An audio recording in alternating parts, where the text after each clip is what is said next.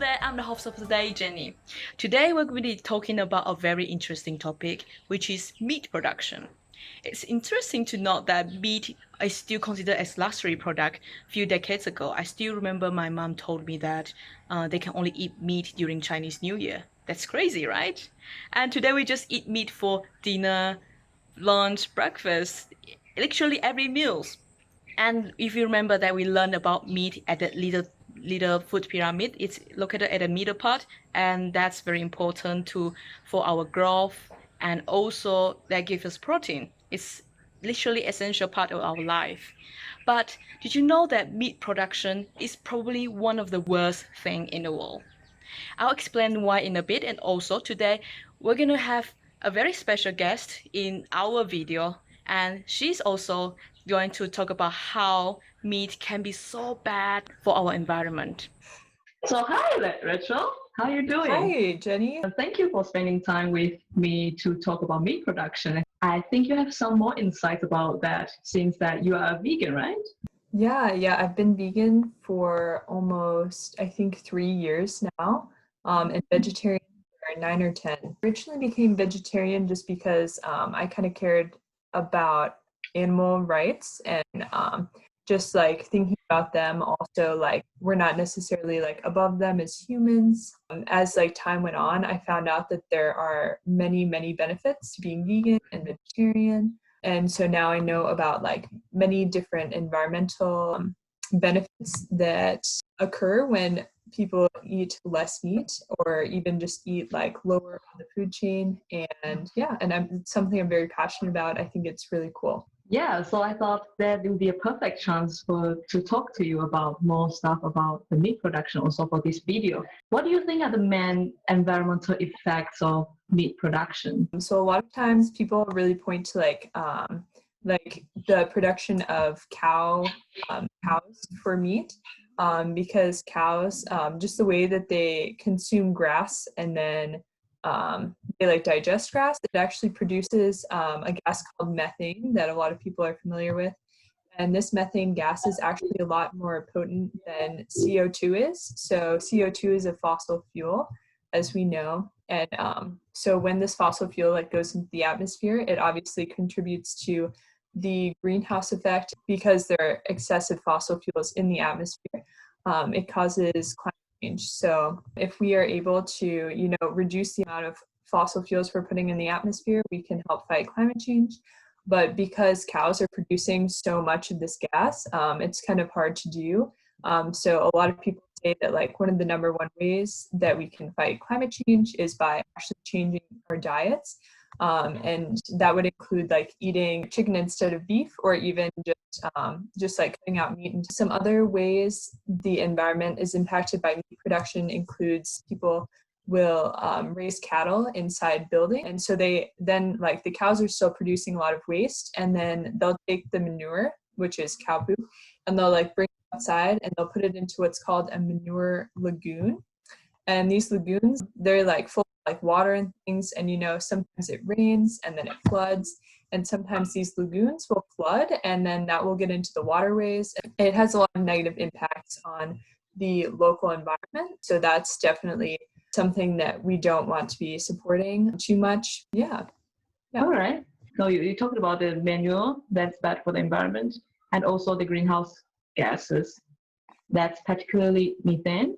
Yeah. And also the other part that I heard of about the deforestation, that people clear the land for the meat production. So what do you think about that?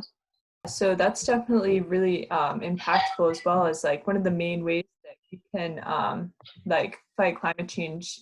Also, like to take the fossil fuels out of the atmosphere, or like the carbon emissions out of the atmosphere, is by like having trees to take in all that carbon.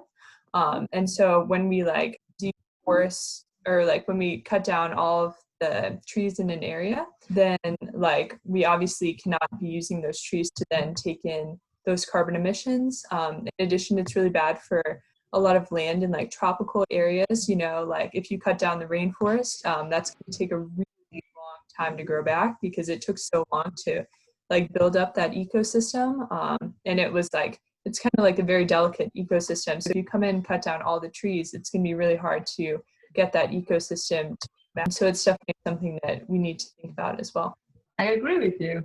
So, what do you think about what we can do as a part of the society?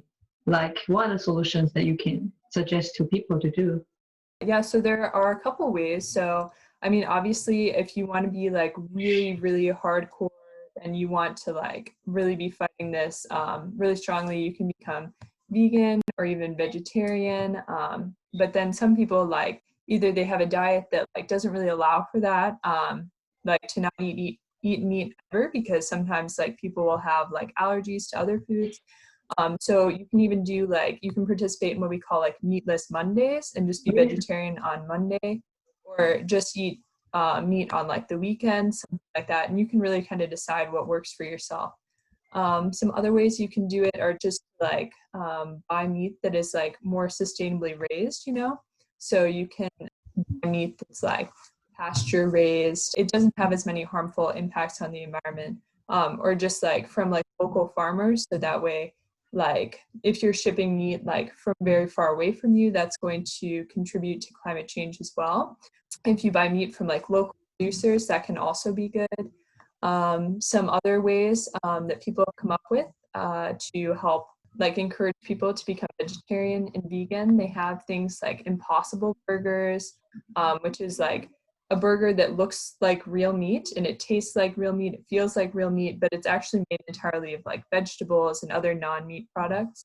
And they have so many of those now too. And yeah, and they're all just really, really cool, and they're all delicious. I can tell you firsthand. I can give you recipe suggestions and everything. So yeah. Wow, amazing. Have you ever tried one of the impossible meats?